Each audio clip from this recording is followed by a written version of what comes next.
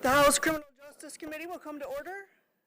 Welcome to this joint hearing between the House Criminal Justice Committee and the Senate Civil Rights, Judiciary, and Public Safety Committee. Would the clerk please take attendance? Chair Hope. Here. Representatives Andrews. Here. Carter. Present. Breen. Young. Oh, she left. Darn. Arbit. Devendorf. Cerniglu. Filler. Oh, there he is. Mueller. Here. Zak. Here. Harris. Here. DePaul. Here.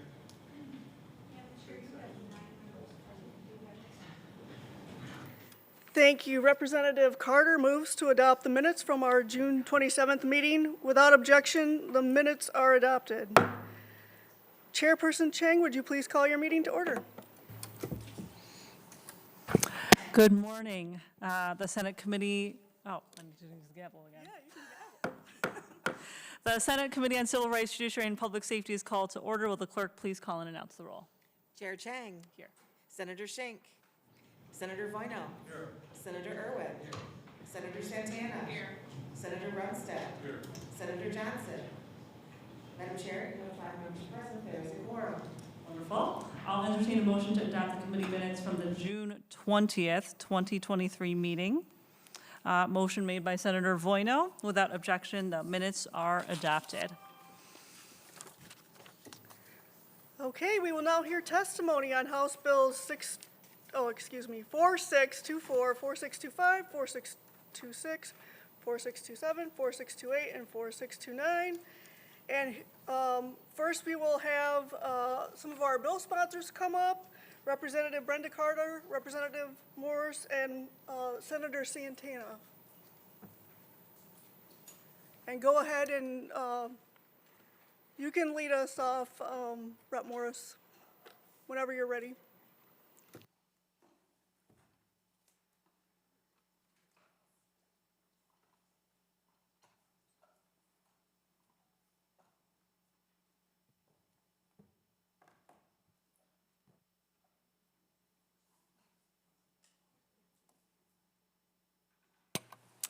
Good morning. Just for clarification, we're simultaneously taking up the House bills that were mentioned before, as well as Senate bills 418 through 423, all part of the Juvenile Justice Task Force recommendations.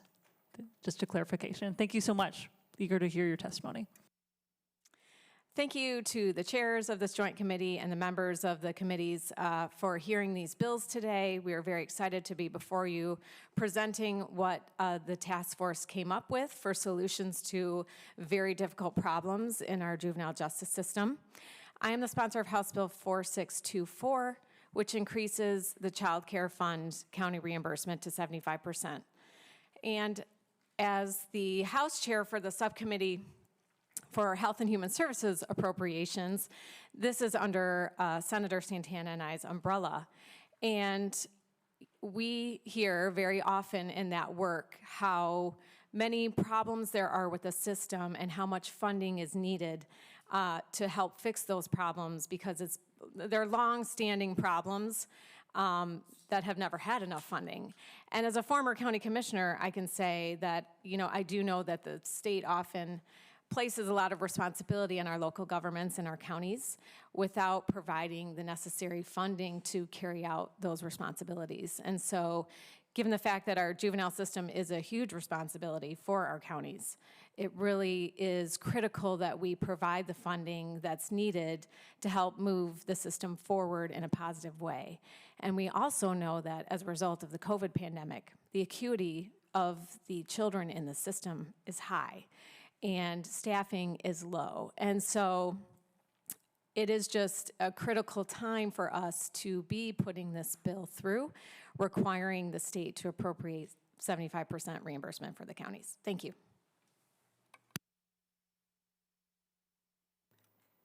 Go ahead, Senator.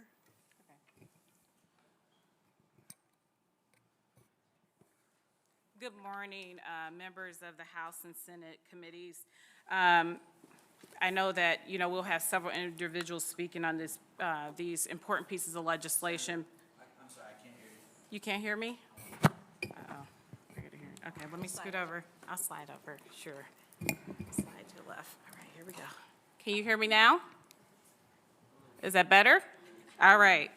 All right, so good morning, everybody. So I just want to level set the conversation here because I think it's very important to make sure that we understand what the Child Care Fund does and does not do in the state of Michigan, and also making sure that we understand how we got here today. The Child Care Fund Reimbursement Program is an eligible expenditure program that funds resources for serving juvenile justice. Neglect and or abuse youth who cannot be funded through the 4E federal funds. Each Michigan county tribe has a specific account for their CCF, which is funded primarily through the county tax dollars and donations. The state supports the county CCF with a cost share eligibility, direct expenditures, and indirect cost allotment to fund administrative expenditures for indirect cost allotment. The goal of the CCF reimbursement is to ensure that funding for programs that provide services aims to keep youth in their homes through successful intervention and rehabilitation for juveniles and assist with achieving permanency for the children in a safe and timely manner. The CCS reimbursement assists cost and intensive in-home care services for juvenile justice, out-of-the-home placements, and related supportive services such as drug screening, mental health behavior interventions, and those are just some of the key things that the Child Care Fund does. As mentioned before, traditionally, you know, through the reimbursement process to the counties, we were reimbursing them at 50%. Initially, historically, what has happened is that they would go back, look at their expenditures, and then send money back to the state. Through the years, we found that that system was not adequate and is not working properly for the county. So the state PACE First was initiated through the Department of Health and Human Services, where we would send 50% of those funds to them and then also reimburse them for any additional fees or any additional services or indirect or direct. What we also found through the process was that obviously through the Raise the Age legislation that we implemented not too long ago, through the Raise the Age process, we allowed for 100% reimbursement. We actually implemented a fund to reimburse the counties to accept those who were 17 years of age through the juvenile system. And so through those conversations and through that deliberation of 100% of reimbursement to the counties for Raise the Age, there, you know, was a larger conversation around the Juvenile Justice Task Force. One of the things that you will find in the state of Michigan is that we are behind the 8 ball when it comes to our juveniles and making sure that we're doing more to support them in the community.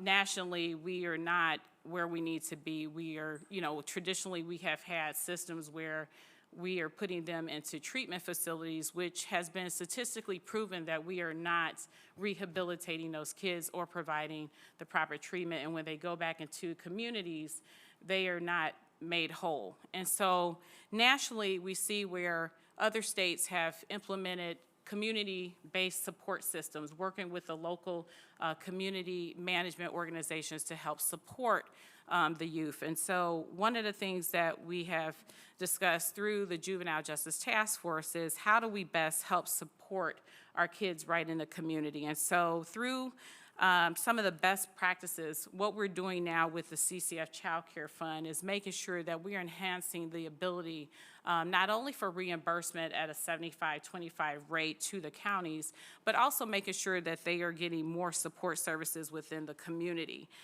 So the juvenile justice system objective is to make sure that we're following those best practices and also continue that community-based support. And so through the budgetary process that we just finished, we were able to make sure that the funds necessary are being allocated to help support that 75-25 reimbursement rate. And so this is just a next step in the process from what we've discovered from the Juvenile Justice Task Force and some of the things that we're able to implement. So I think diversion is very important. I believe that that's how we get our kids back on the right path. And for those kids who do need those additional supports in the community, we should be able to provide those investments through the new Child Care Fund reimbursement rate. So thank you, and I'll pass it over to Representative Carter. Thank you, Senator. Thank you, Madam Chairs, for the opportunity to address this body. The Michigan Task Force on Juvenile Justice Reform was created by Executive Order 2021-6 as a bipartisan advisory body in the Department of Health and Human Services. We are proud to be members of it. House Bill 4625 would amend the Juvenile Diversion Act to require the use of risk screening tool and a mental health screening tool before a diversion decision is made for a minor, to generally prohibit the terms of diversion agreement from taking longer than 3 months to complete, and to provide a minor accused of a charge with specified juvenile violation instead of assaultive crime. It must not be diverted. Currently, the Act provides that a juvenile accused or charged with an assaultive crime must not be diverted. House Bill 4625 would instead provide that juvenile accused of a charge with a specified violation must not be diverted. House Bill 4625 amends the Juvenile Diversion Act, expanding eligibility for diversion to more offenses. It also requires a court officer to use a risk screening tool and a mental health screening tool before diversion is made for a minor. A risk or mental health screening tool must not be conducted on a minor who's accused of a charge with a specified juvenile violation or is currently under supervision in the juvenile justice system by the court or DHHS. A minor must not be diverted unless both of the requirements are met. Number one, the law enforcement official or court intake worker receives the results of the risk and mental health screening tool for the minor conducted by the court officer who is trained in these screening tools. Number two, they use the results of the risk and mental health screening tool and the best interest of public safety and the minor to inform the decision to divert the minor. A risk screening and mental health screening tool must be research-based and nationally validated for the use with minors and comply with the guidelines created by the Supreme Court. The Supreme Court shall establish guidelines on the use of risk and mental health screening tools. House Bill 4625 would also provide that a risk screening tool and a mental health screening tool must be conducted on a minor before a diversion decision is made for the minor.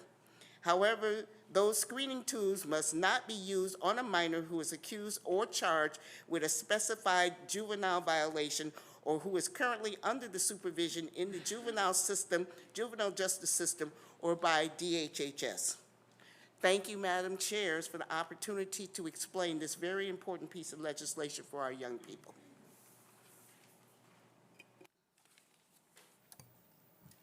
Representative Filler, you had a question for the bill sponsors? I actually have two questions, with your permission, Chair. Sure, make it snappy. All right. The first one is for House Bill 4625. Representative Carter, good to see you. I guess I kind of understand what your bill is doing, but what would you say is not working right now in the system? Because currently there are crimes that you can't be diverted for, correct? And would this expand the number of assaultive crimes that you can be diverted for? What it actually does, Representative Filler, thank you for that question. I think it clarifies which issues that we can divert, okay? It clarifies that, because right now everything is in one big package and everything is defined as assaultive.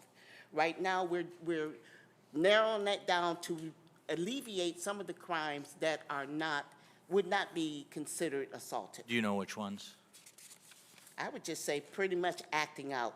You know, when you look at young people who are, a classic example of this would be the young lady Grace. She didn't do her homework, and instead she was put right into the system instead of giving an opportunity to screen for her mental health or the risk that she was having. So that would be a classic. Are you familiar with Grace? I believe this was down in Metro Detroit area. Okay. Yes, where she was put in Children's Village because she didn't do her homework. Okay, I guess I have to learn a little bit more about the bill. Okay. That's my first, so I'll come talk to you if that's all right. Okay, no Second one is for Senator Santana, which is, I'm presuming there are a large number of bills here. If many of these go into effect, things like a new risk assessment tool, more assessments, the counties are probably going to need, or whoever administers these are going to need more money from the state to administer them. And so you would argue that maybe your bill is necessary to pay for some of the more attention we pay now in the juvenile system? Yes, thank you for that question. I believe that one of the things that we discovered during this task force is there's not really a robust, uniform risk assessment tool that we're currently using for juveniles. And so through that task force recommendation, I think that is necessary to make sure that we're evaluating juveniles, whether they be nonviolent offenders or, or violent offenders, so that we can know which direction to send them. Oftentimes, what is currently happening is that juveniles who are nonviolent are being put with juveniles who are violent, and they may just need to be diverted to a community-based correction system. So we currently have in place diversion in the community, and through the new reimbursement rate of 75-25, I believe that that's going to help support that, and we already uplifted it in the budget. So yes, to answer your question. Thank you, Senator. Thank you. We have a question from Representative Devendorf. Good morning, everybody. Could you just answer briefly, anybody that is advocating for this package, how these changes would help to aid in our rehabilitation of juveniles and work against recidivism?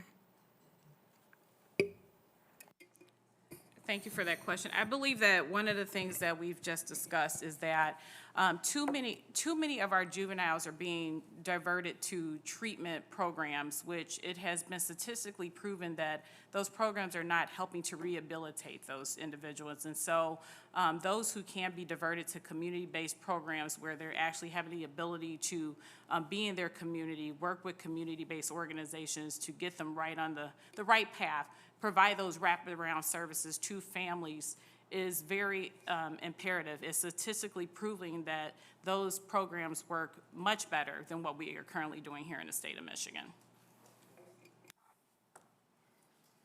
We do have some questions from Senate members. I will also just remind everyone that the Senate, we have a sort of like a truncated timeline, so we do have a lot of speakers. So if you could just be mindful of the questions you're asking and making sure that we're as efficient as possible. Thank you. Senator Johnson.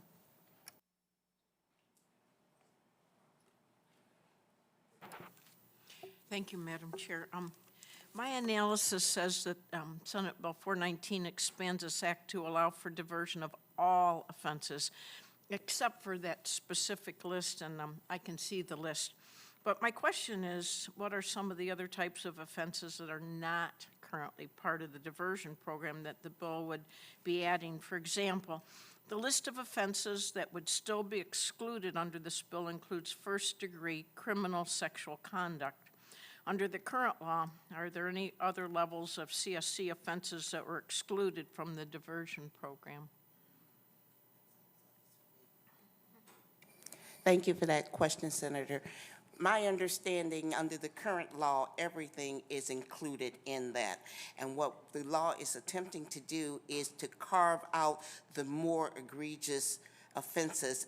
A lot of the law, the ones that was in that first list, is included still in the second list. So just as a follow-up, what determines the level of the offense? It's what was committed or what they were charged with. So in other words, if someone committed first-degree criminal sexual conduct, but then there was a plea deal for a lesser charge, would that make them eligible for a diversion program under this bill? That question I would have to get back with you, Senator, simply because I'm not an expert in that field. Thank you very much. You're welcome. Senator Runstead. Thank you. On Senate Bill 4624, seemed like I'd read some analysis that if you get residential treatment, you get funded at 75%, but if it's in a facility, it's a lesser amount, 50%. Is that correct? Or is that not accurate? Can you refer, I thought I had read somewhere in the analysis on 4624 that if you were getting a residential kind of a treatment, like, in community or at home, then it would be funded at 75%. But if it was in kind of a facility arrangement, it would be funded at 50%. Again, I don't know if that's accurate or not. I'm just asking. I believe that's true because the CCF covers community programs, so it's not for people who are in facilities, for people who are not in the facilities. So it wouldn't, that number I gave would not be applicable or changing anything with this bill? I would have to look at that specifically, but this bill is for the Child Care Fund, which is for community programming for children that are not in the juvenile facility. I suppose community programs still could be either a facility or in home or in a residential setting, correct? Well, we'll get clarification on that for you, Senator. Thanks. Thank you. And then 4625 on page, final page, it says the risk screening tool, mental health screening tool conducted as part of the proceeding under this act, and any information obtained by the minor in the course of these screenings are provided by the minor in order to participate in the diversion program, including but not limited to any admission, confession, or incriminating evidence, are not admissible into evidence in any adjudicatory hearing in which the minor is accused, and are not subject to subpoena or any other court process.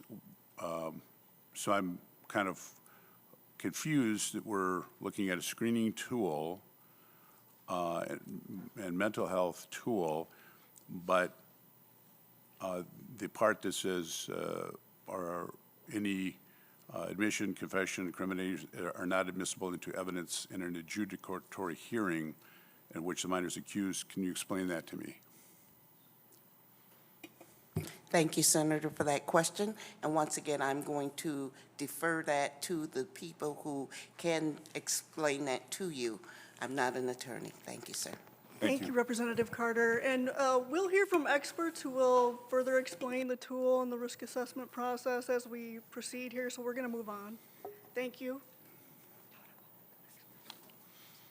Okay. And now we have on Zoom Tom Laddick, who is the president of the Michigan Association for Family Court Administration, and he's also the juvenile court director at 20th Circuit Court. Go ahead when you're ready.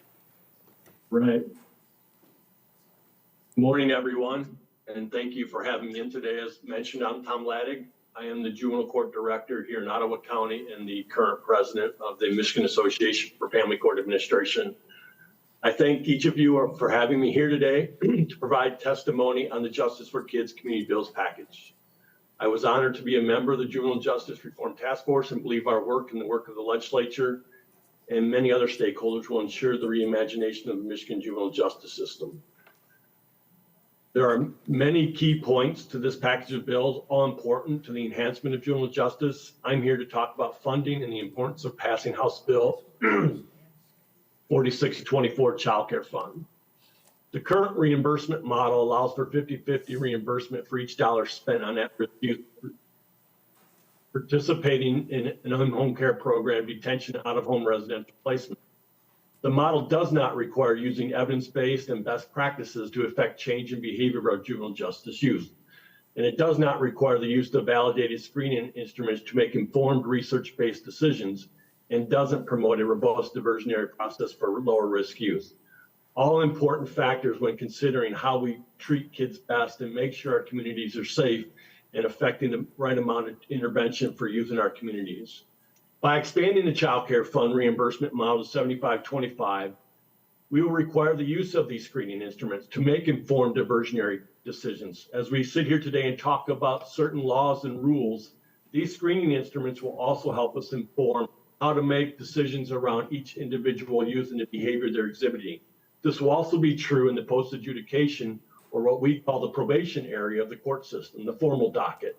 Youth will be assessed at this point of contact as well to make sure that the treatment they're about to receive and the services that are about to be affected in the community are the ones that meet the research-based criteria that we know exist, that the higher risk kids need intensive level service and the lower risk kids need less intervention from the courts. And the last but not least is the screening of youth into detention centers and out-of-home residential treatment facilities. Over the last few years, there's been a lot of conversations around the use of detention, whether it's used correctly or incorrectly. By adopting through the child care fund, which a requirement will be of, a detention screening tool across the state, we will better uniform the way detention centers are being used across Michigan. So in theory, kids will be detained for the reasons that have been woven through research and practices existing throughout the country already normed into Michigan.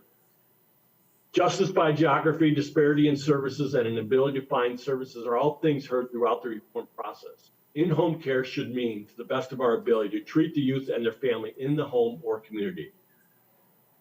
We don't want to see more kids locked up or placed in residential treatment that need to be.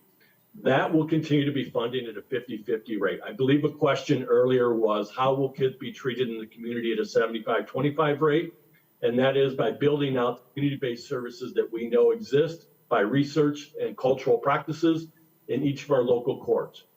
This funding model will also support the temporary use of shelter care and respite care, which most of our kids that are probably going into detention are more frequently experiencing a need for a timeout and not a long-term detention stay.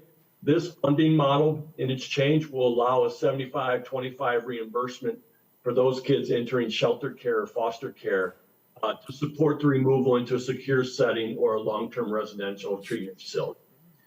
Expanding the child care fund and the requirements that will accompany it will provide jurisdictions with technical and programmatic support to produce good outcomes, enhance the ability to create robust community programming, and be flexible in working with community and state partners. We already have a good partnership with MDHHS, community mental health, our law enforcement, and schools. But this new reimbursement model will also help us support them financially if diversion or other programs allow it to be supported in a way that intervenes the kid in the community collaboratively. By supporting House Bill 4624, Michigan's juvenile justice system will be driven by research, supported by data, will continue to ensure public safety and provide services rooted in best and cultural practices, along with evidence-based work. We look forward to continuing to ensure public safety, rehabilitating our youth, and restoring victims to their wholeness. Thank you again for having me here today. Thank you very much. We're going to next take Zoom testimony from Jason Smith, and then we'll take committee questions for both Zoom speakers. Jason is the Executive Director of the Michigan Center for Youth Justice, and thank you for being here. Thank you. Good morning to the chairs and the members of the Joint Committee, and I apologize for not making it there in person. My name is Jason Smith, and I am the Executive Director of the Michigan Center for Youth Justice, or MCYJ for short.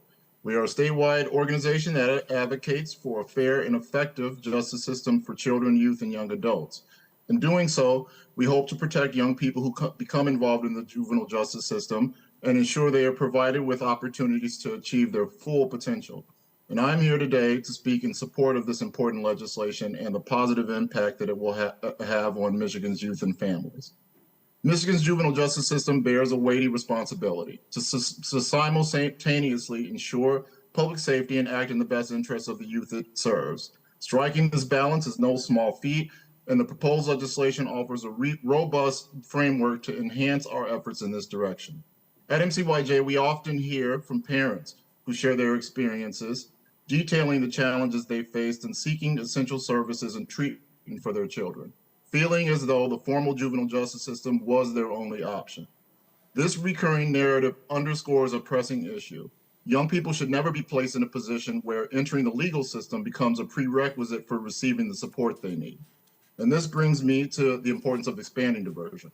By broadening these avenues, we're granting families timely access to high-quality interventions.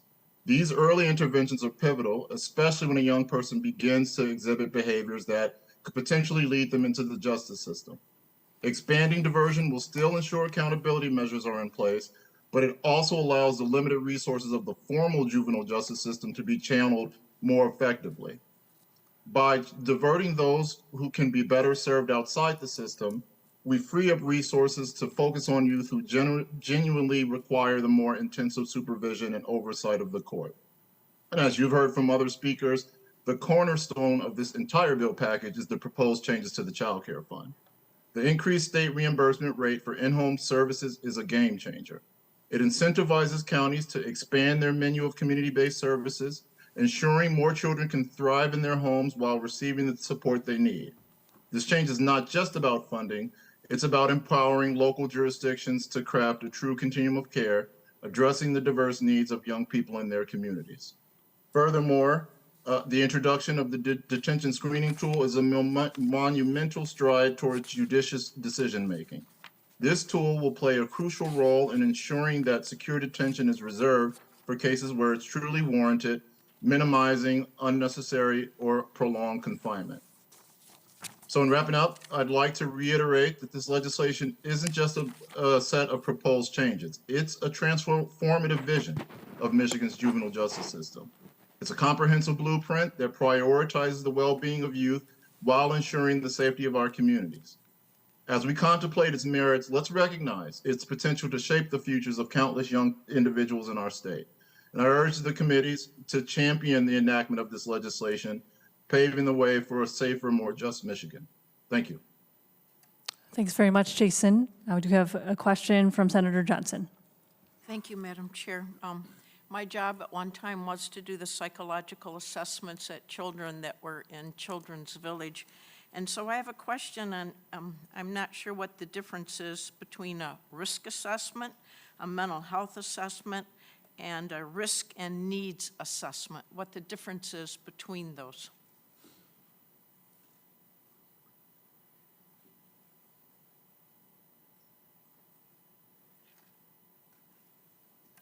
Jason, did you hear the question? Oh. I could, and it was allow Tom to weigh in as well. But the difference really is risk is assessing risk to reoffend or public safety risk. Risk and needs also, of course, covers the needs of the young person and relates as it relates to treatment. So it helps with case planning and treatment planning going forward, whether it's at the diversion level or as Tom mentioned, once a kid is adjudicated or placed on probation. And the mental health screening tool is really geared towards focusing on mental health needs and assessing the level of needs for mental health services and ultimately referring a young person to treatment in that area. Thank you. Representative Filler, was your question for these speakers? Yes, it is. Hi, Jason. Great to see you, and really enjoy working with you. I assume the purpose here, sort of the screening tool and the risk assessment. First of all, your claim would be maybe they're not working properly right now, or they're not standardized enough, and so we need this legislation. And then the second part would be your purpose would be to divert more individuals through the process because you believe that diversion leads to better results. Is everything I sort of surmised there correct? Yes, I mean, I would say that, as Tom mentioned, we kind of have in our decentralized system variances in how risk assessments are used. I wouldn't say that they're not used appropriately in some jurisdictions. I think that there's some that use them very well and use them to drive their case planning and decision making.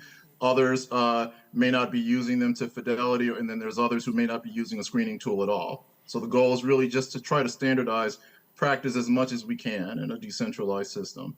And yes, I think that as much as possible, especially for low-risk youth who have not committed any serious offense, if there's the possibility to serve them outside of the system, referring them often to similar services that young people could access without court involvement That's always the ideal. So that's the goal with expanding diversion, particularly around expanding the option for pre-court or pre-arrest diversion. So kids can access some of the services that probation youth utilize, but without a formal justice system involvement. Really working with young people early on when they're starting to show behavior issues.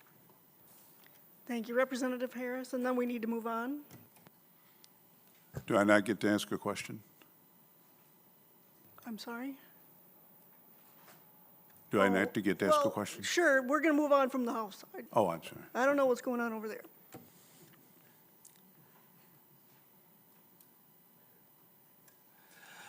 Thank you. This originally is for the bill sponsors, but I'll just ask and see if either one of you can answer the question. So law enforcement has the ability in some cases to handle a diversionary program right at the get-go before a petition ever gets filed, before this ever actually goes to court. In my area, we have youth assistance that is actually like a subsidiary of the probate court, and we are able to, for low-level crimes, fill out a diversionary form right there with contact and turn them back over to the parents and then submit that paperwork for them to go ahead and go into this program. Several of these bills talk about this diversionary program.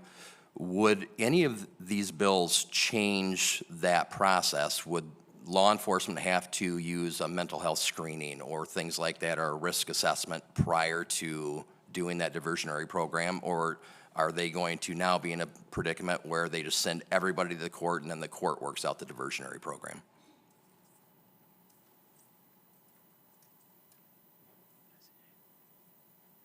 I could step in. Tom Laddick again. I don't think we know the answer to that quite yet. That is one of the questions that's embedded in the implementation process. We fielded a number of those questions from people that are operating diversion programs outside the court. In theory, we would like them to be able to continue to do so without the cumbersome work of an officer or someone else in their office having to do the screening tools, but I don't think we've landed the plane quite on who and when those things would take place in the process. All right, thank you. Yeah, it's a huge piece in this, I think, because again, it would free up resources and not occupy an officer's time when they have some more significant things to do. And comparatively, I mean, you're talking a matter of maybe 15, 20 minutes versus an hour to 3 hours in dealing with that juvenile instance. So something just to be considered. Thank you. Senator Runstead? And you can try to keep it short.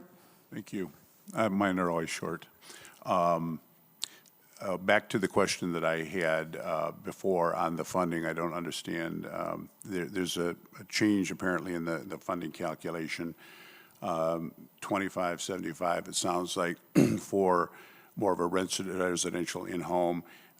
Is that still retaining 50% for like an institutional setting? If somebody can explain that to me.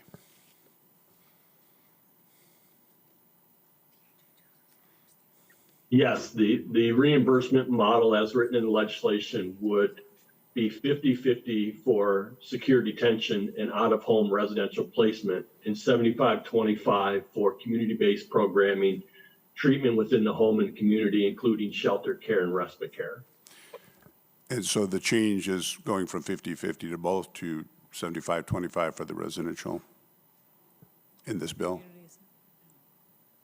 I'm sorry, I didn't hear the entire question. So the change with this bill in terms of the funding is going from 25-75 to for residential and remaining 50-50 for an institutional setting? No, 50-50 would be for all institutional settings outside of respite care and shelter care. So long-term out-of-home residential placement.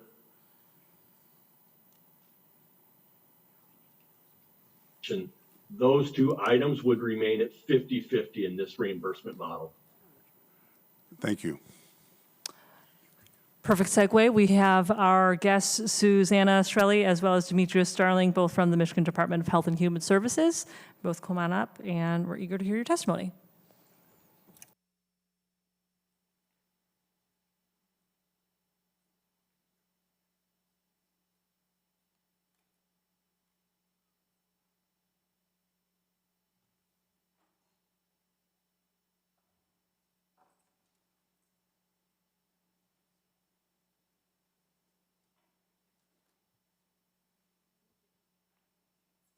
this on?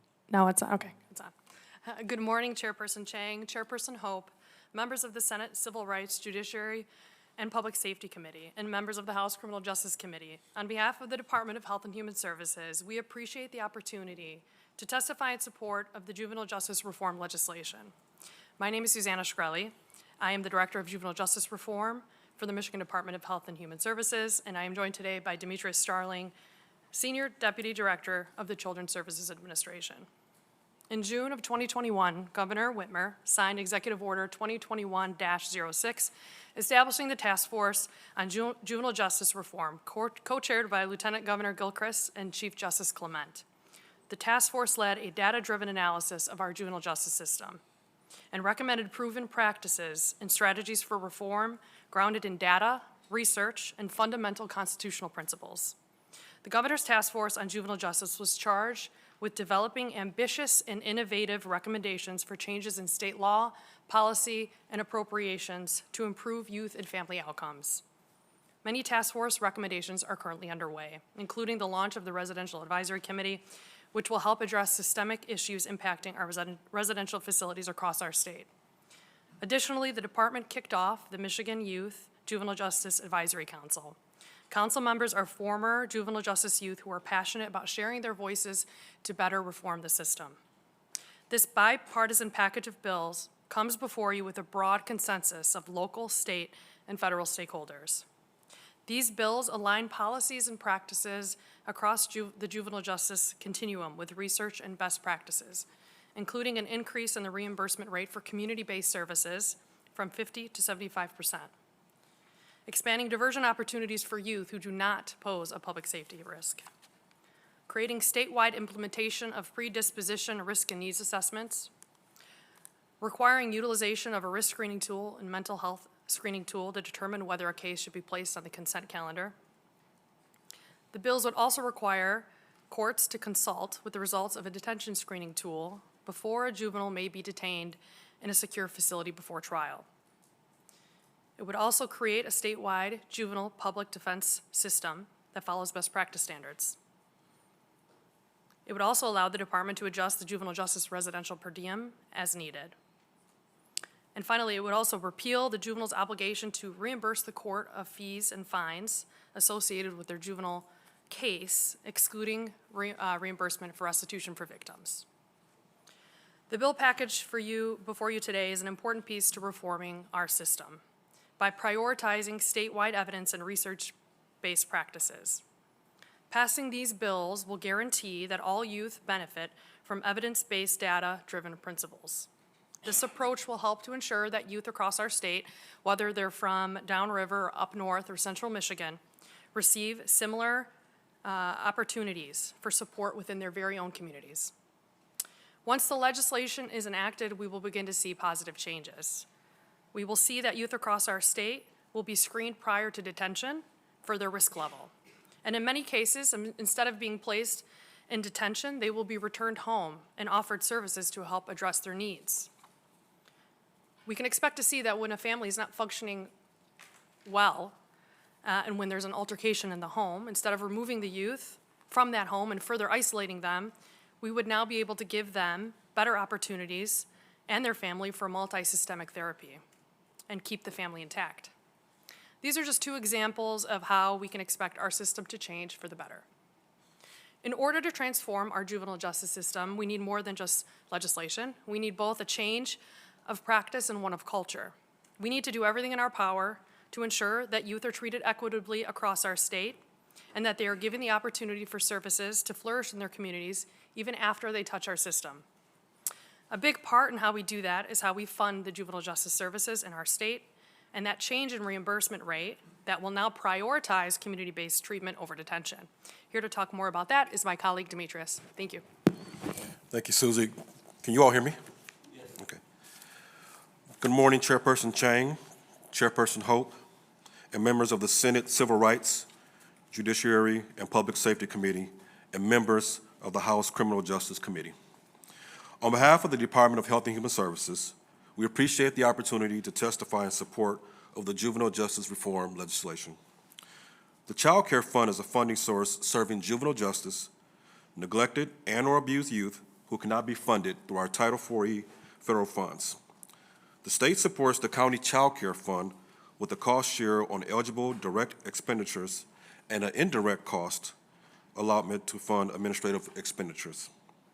The goal of the child care fund is to ensure funding for programs that provide services aimed at keeping youth in their homes through successful intervention and rehabilitation for juveniles, and to assist with achieving permanency for children in a safe and timely manner.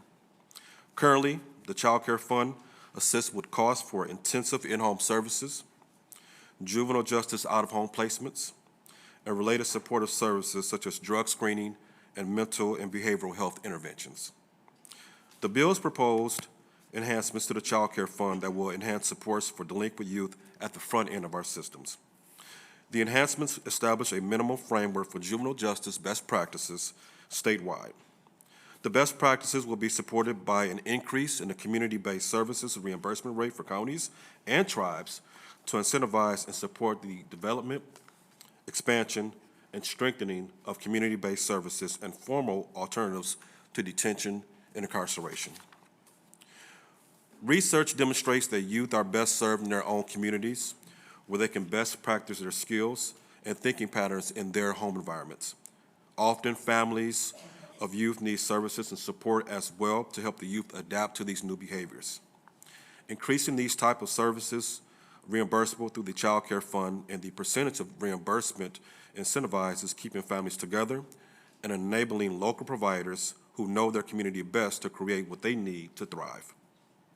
Residential services continue to have a place in the juvenile justice system for the youth that cannot be served safely in the community, and the CCF will continue to reimburse those services at 50%. Combined with the risk assessment tools, an individualized level of care can be established that is right for each and every youth. Additionally, validated risk assessment tools are designed to help the department and the court estimate the risk of recidivism and identify the needs of youth entering into our juvenile justice systems.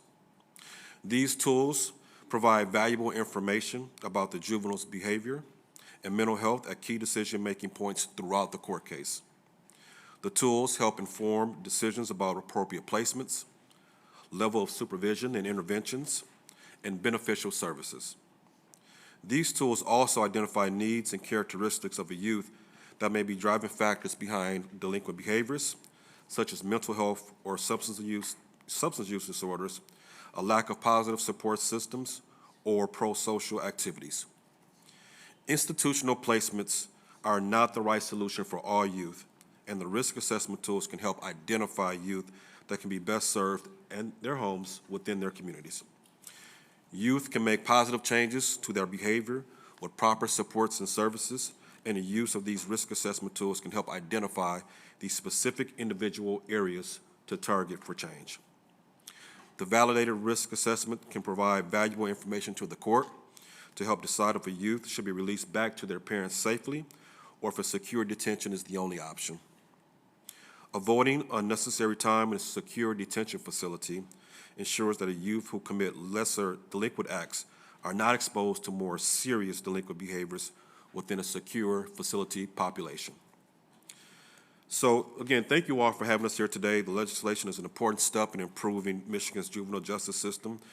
Please feel free to ask any questions. I know that there is a lot of questions in regards to CCF, so with no further ado, I would like to ask for our subject matter expert, Theodore J., to join us at the table if there are any questions relative to CCF. Thank you so much for your comments. We really appreciate all the great work that's been done in the department. The Senate, we do have session at 10 a.m., so unfortunately, we're going to have to leave pretty soon, but we definitely would love to continue the conversation. I know there are some folks with additional questions. I encourage folks to reach out directly, and of course, we'll have more hearings. The House Criminal Justice Committee will go at ease. I will make a motion to excuse Senator Schenck from today's meeting. There being no further business before the Senate Committee on Civil Rights, Judiciary, and Public Safety, we are adjourned.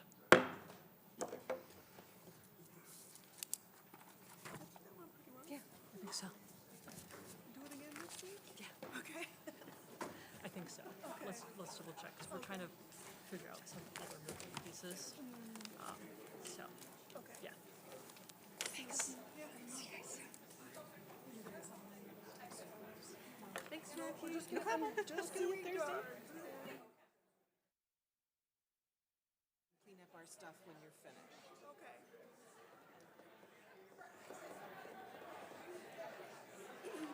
Do you want this off?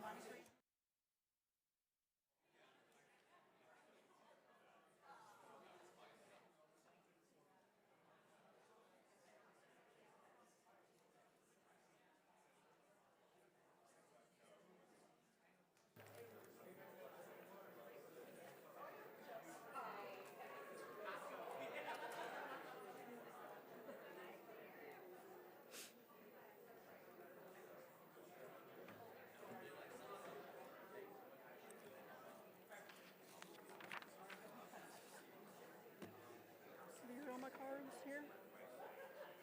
Yep. I just pulled that one because he already. Okay. And then if you want to say, you know, that there were others wishing to speak, unfortunately due to time constraints, we're going to have to not do that, something like that. Yep.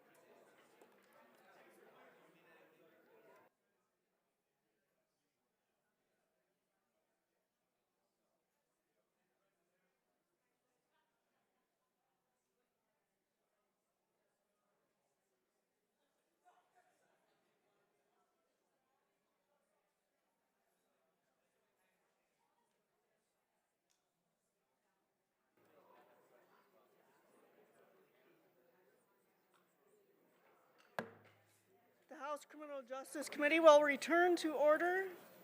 I wanted to mention that we did have a couple of speakers on our agenda that we're not going to be able to get to right now because of time constraints, but perhaps we can hear them in the future. And I do want to read in some cards now. On House Bills 4624, 4627, 4628, 4629.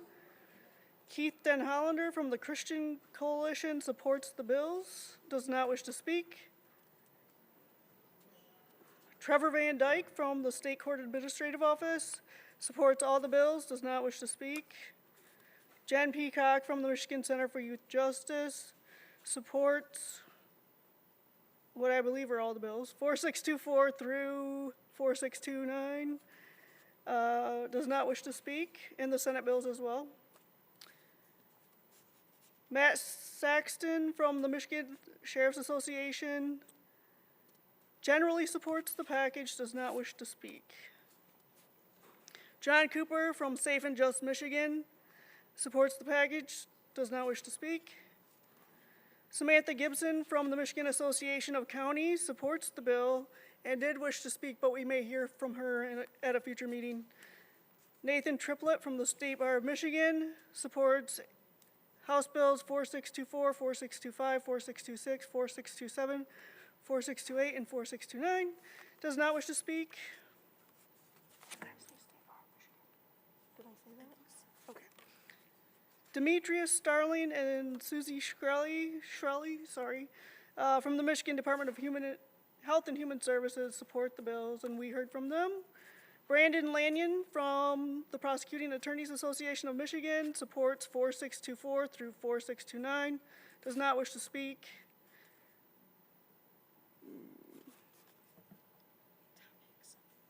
Tom Hickson from the Michigan Catholic Conference supports 4624 and does not wish to speak. There being no further business before the committee will stand adjourned.